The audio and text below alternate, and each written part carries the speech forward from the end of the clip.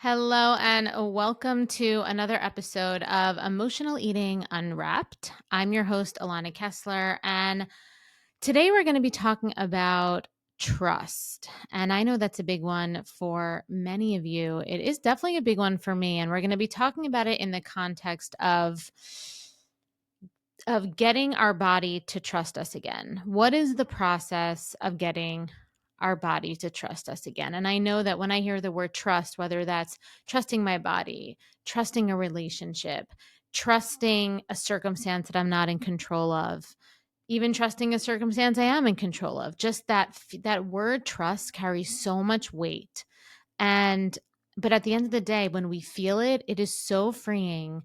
There's almost nothing like it. And if you've been on countless diets, if you've gone through cycles of binging, restriction, or you've tried every quick fix approach to lose weight, like I have at some point in my life for sure, this episode today is for you because what happens is, and you probably have already felt this in your own life, is that our bodies start to push back. And the way that they do that is they hold on to weight. That's one of the ways. There's other ways start to we can start to get little pains here and there. Some of us can get rashes. Some of us can get um, headaches, right? So there's ways that our bodies begin to talk to us when we're not trusting it or when we've created a situation of imbalance.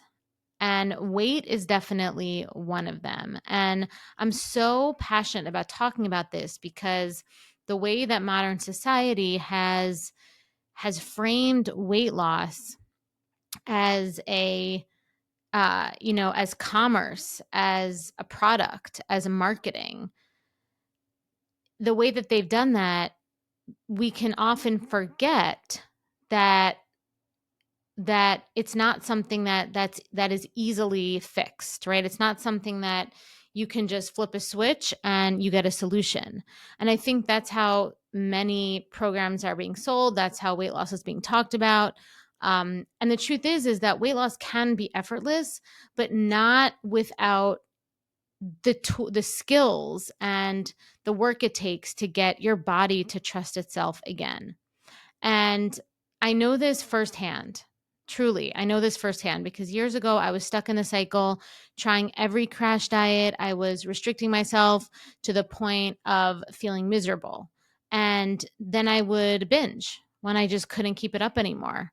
And this cycle of restriction, preoccupation, and then binging, it was just so many years. It was just so draining. Thinking about it now, I'm just tired. I'm exhausted. And when I was in the throes of it, I thought I was in control. It felt it felt like I was doing something. It felt like I was taking action into my own hands to get my result. I was restricting, and then, when I was binging, I would already have an idea of how I would make the binging better, or I would just dissociate from the binge altogether and figure I'll come back to it later. But, ultimately I felt like I was the one in control. But reality was that A, I wasn't in control, and B, I was just training my body to not trust itself, to not trust me, to not trust itself. And, every time I did it, every time I restricted, every time I, made a master plan, every time that I did that to myself, my body adapted. It adapted in a lot of ways so that I could survive.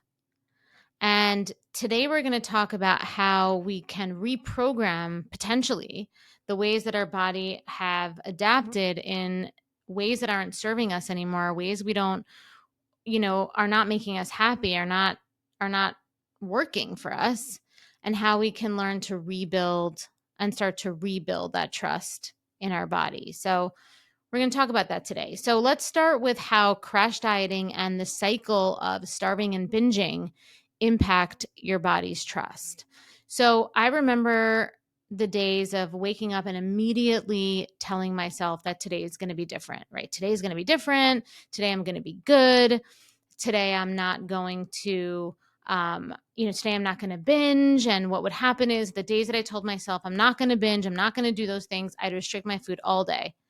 I'd be in a mind state of trying to prove to myself that I had control. But in the evening or at some point in the day, right? Usually it's like when I had downtime, um, when my body kind of got out of go, go, go mode, when I finally had a moment to almost like, regroup with myself, I just didn't know how to handle it, right? And I would feel starving. I would feel cravings. And the cravings were so strong that I would end up binging usually because I didn't know how to calibrate giving myself food without it being bad, right? Without being bad or without being a failure. And it felt like my body and my mind were in a constant tug of war. And if you're listening to this, maybe you can relate to this. And what I didn't realize at the time was that my body was responding to years of mixed messages. Because at the end of the day, our bodies are super intelligent. They learn from our behaviors and they adapt to help us to survive in the world. That's all they really care about, right? Our bodies are wired for survival. They're not necessarily wired for thriving or being happy. They're wired for survival. The being happy part, the feeling good part, the feeling fulfilled part, that's the human part. That's the part that we have to do. We have to figure out how to create that for ourselves because our bodies are just going to want to survive. So when you go through periods of intense restriction, whether it's a crash diet, whether it's skipping meals, what happens is your body thinks, I need to hold on to every bit of energy because I don't know when I'll get more energy. And what happens then is that the survival mode kicks in, metabolism slows. It's a natural biological response. Your body holds on to more weight. That's the science of the weight gain. The emotional part is when we try to control ourselves in this way, we end up creating this nervous system dysregulation that we then need to soothe ourselves from, right? We're creating this chaos, emotional chaos, this pressure on ourselves, this feeling of intense pressures. Again, the only word I could really think of, that when we can't meet the pressure that we put on ourselves, it ends up creating this situation where we just end up giving it all up and binging. And so when we go through these cycles of restricting and then binging, it creates confusion in our metabolism. It creates confusion in our bodies. And like I said before, our bodies are wired to survive. So they're very intelligent from a survival perspective. And, they learn from our behaviors. And restriction sends the message that, that food is scarce. Restriction will send a message that, that food is scarce and our body slows down, our metabolism slows down, and we start storing fat. And essentially, our bodies shift into this state of protection. And when we're in this state of protection, the body doesn't want to let go of weight. The body's immune response is going to stay high because it thinks it needs to be protected. And what happens when our immune response is high is that we get inflamed. And depending on not to get too science nerdy with you, but depending on your epigenetics, depending on, your unique DNA, you're going to experience symptoms. Like I said, weight gain could be one of them, but others could be joint pain, others could be headaches, right? It depends on your own self, but typically weight gain is one of them because our body stores fat. That's like the first line of defense when we think we need to protect, because our body knows it needs calories and food and energy to survive. And so, again, a little bit of science for you, but fat has the most calorie per gram, so it stores fat. And when we binge, what happens there is that it reinforces this cycle of scarcity and overconsumption. And what it does there is it confuses our hunger and fullness cues, and it confuses our hunger and fullness hormones, ghrelin and leptin, right? So our hormones get imbalanced. And when our hormones get imbalanced, a lot of stuff gets imbalanced. That's why I say that understanding your hunger cues and getting in touch, and really reconnecting with your emotional landscape, getting your nervous system balanced, which happens over time with consistent practice of a new way of being with your feelings, right? It's not just one strategy or one tool that you get. And again, it's like a quick thing, it's a consistent practice and a refining of a new way of being with yourself. And when that happens, the chaos starts to calm, and everything could start to rebalance, and the weight could start to come off. And so for me, this pattern, restriction, the binging, the overconsumption, all this stuff, this pattern went on for so many years. And, ultimately, like I said earlier, I thought that those were the pathways to getting me where I wanted to be. And honestly, even things like macro counting and exercising and thinking about how many calories I burned exercising, even that, right? So that also, it's a form of restriction. It's like doing that stuff where you're hyper focusing on numbers and you're constantly trying to, do math and all that stuff. It's a form of restriction.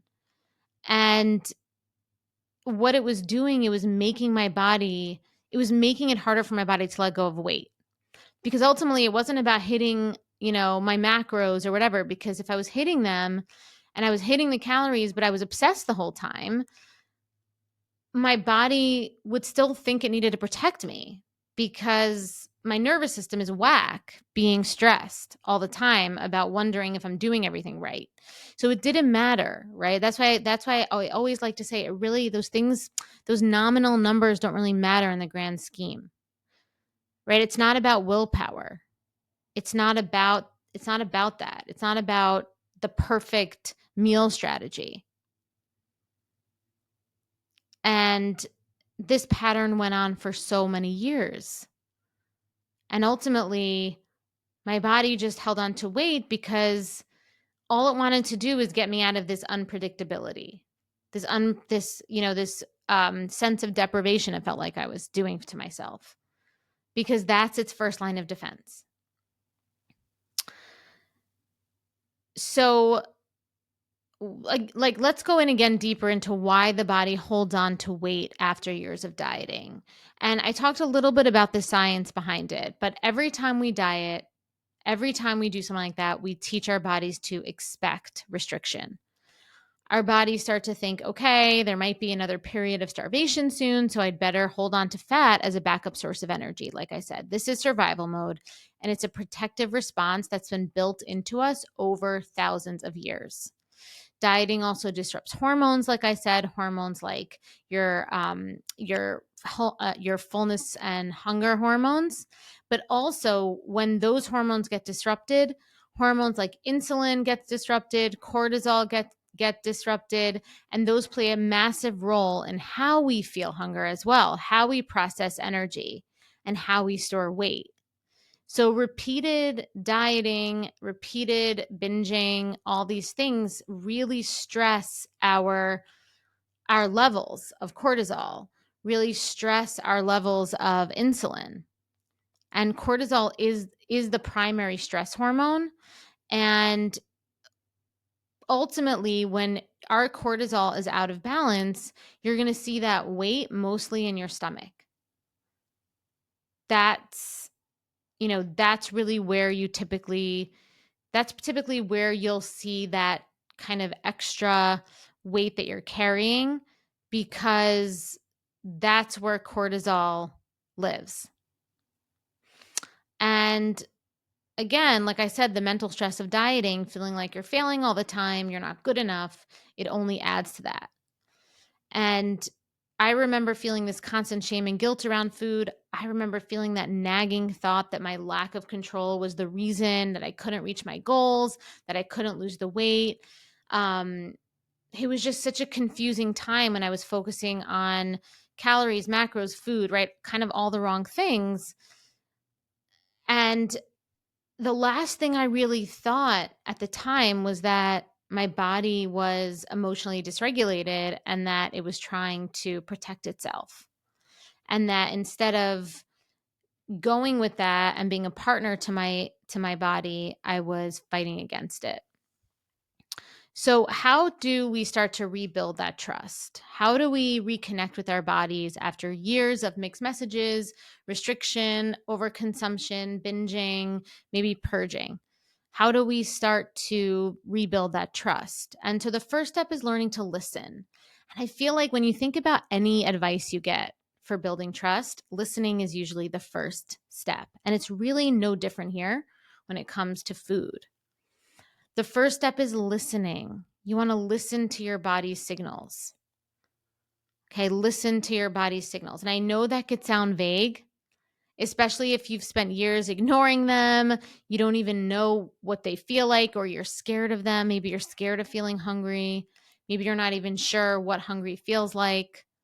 But it's all about starting small. And that's really, really important to remember. A lot of times it's trial and error in the beginning. It's like, I think I'm hungry. Let me eat. Wait, I wasn't hungry. It's like you have to rebuild. And it's important, like I said, to start small.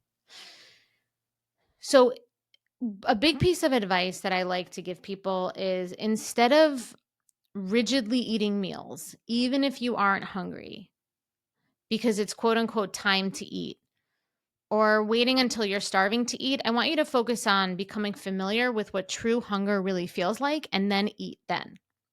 And this might be a little bit kind of, you know, contrarian to what other people say, where they're like, have breakfast, lunch, and dinner. It helps keep your metabolism strong. But I don't particularly agree with that. And I haven't followed that for years. And my clients don't follow that. And they have all successfully overcome emotional eating and have lost weight. Because ultimately, what you want to do is listen to your body's hunger cues. And everybody has different ones, right? Everybody typically has different times of the day that is good for them to eat. And your body is smart and it will tell you if you listen to it and if you give it this space. So that's the thing too, right? It's like sometimes there's so many reasons that we eat. And one of the reasons we eat is habit. And so it can be hard in the beginning to be like, wait, so 8 o'clock's going to go by, but that's usually when I have this in the morning and this. And it's going to be interesting to start to ask yourself, like, am I hungry for this? And then if you're not hungry, not have it. And then what happens then? Maybe that triggers like a craving or like something inside, which feels uncomfortable, right? So there's a lot that sometimes happens when you start to change your behavior in this way and you start to approach eating in this way. But doing it this way, where you, instead of rigidly eating your breakfast, lunch, and dinner, and instead you start going with your hunger cues and eating then, that is really how you start to heal. That is how you start to explode your metabolism, right? Then your metabolism starts to get trained. Okay, and then your body starts to get trained. Like, okay, now I detox my organs. I don't have to carry extra weight. Now I know I'm going to be hungry. Usually once you get into your hunger cues, they're pretty like regular, right? You start to know when you regularly want to eat. And then your body knows.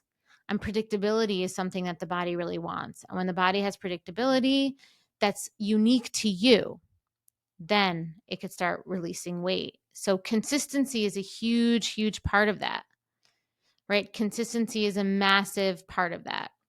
And then learning how to be creative and, learning how to be creative with your eating and how you choose the types of foods you choose to eat is key as well, right? But if you start to go with your hunger cues and then you're creative with how you choose to eat your food, and you're consistent with that, your metabolism is going to be fire, right? Your metabolism is going to be fire. It's not about hitting a certain macro, eating breakfast, lunch, and dinner and 2 snacks a day. It's not about that.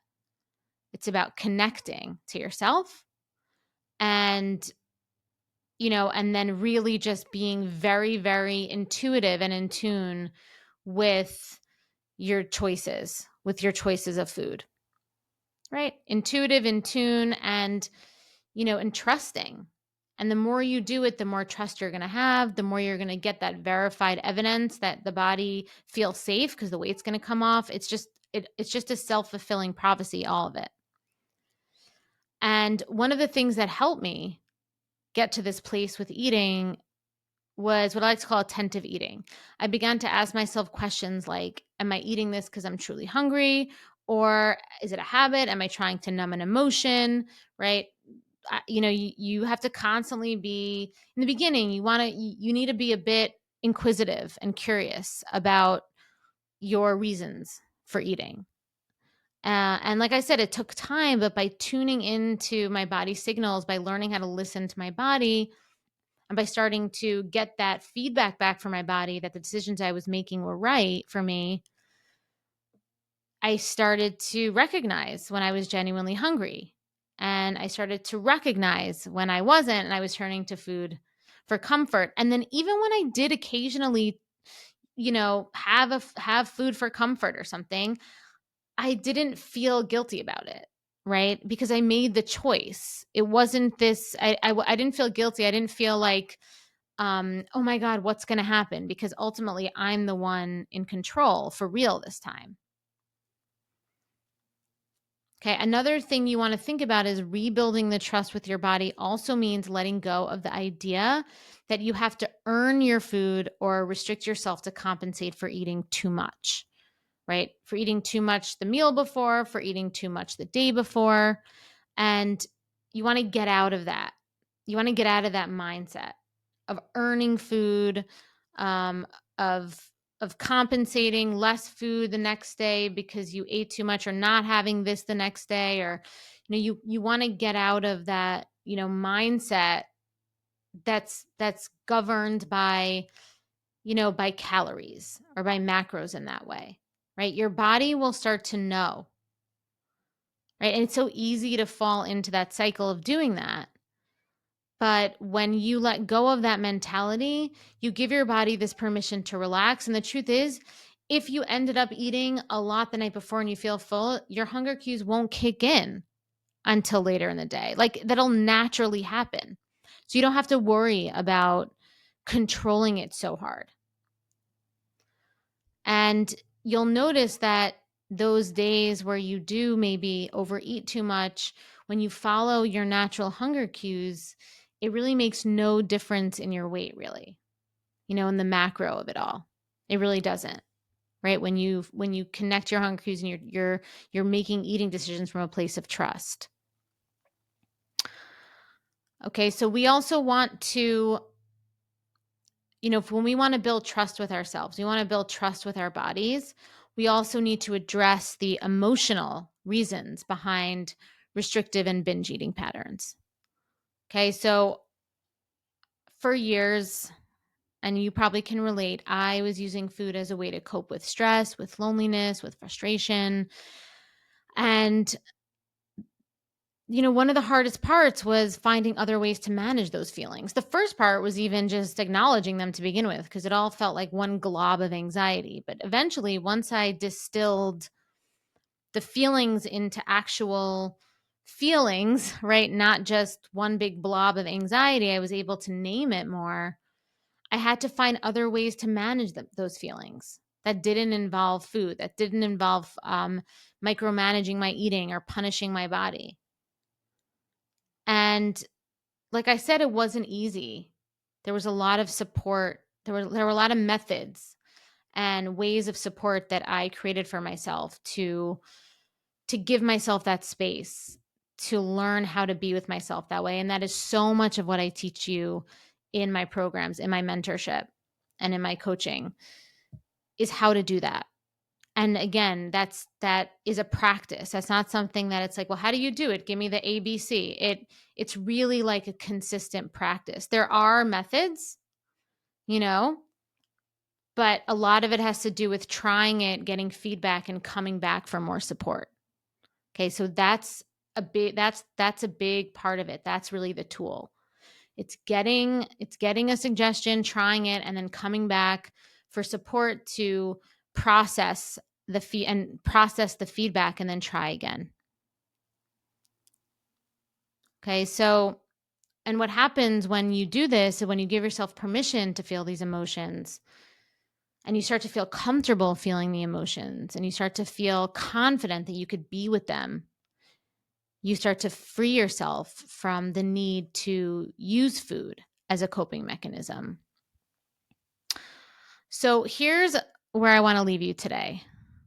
I want to leave you today with this, just kind of sum up, right? Healing your relationship with your body after years of dieting, after years of restricting or binging and purging isn't a quick fix, right? It's a process. It's a process to rebuild trust, of learning to listen, of learning to care for your body in ways that maybe you haven't before.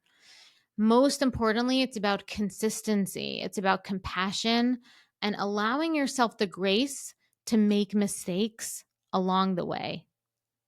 And that's why support and feedback and continuing to go out there to try things, feel into it, process with support is so important, because this journey isn't about, white knuckling it. The journey's not about white knuckling it, doing it on your own, just fixing yourself. It's not about being perfect.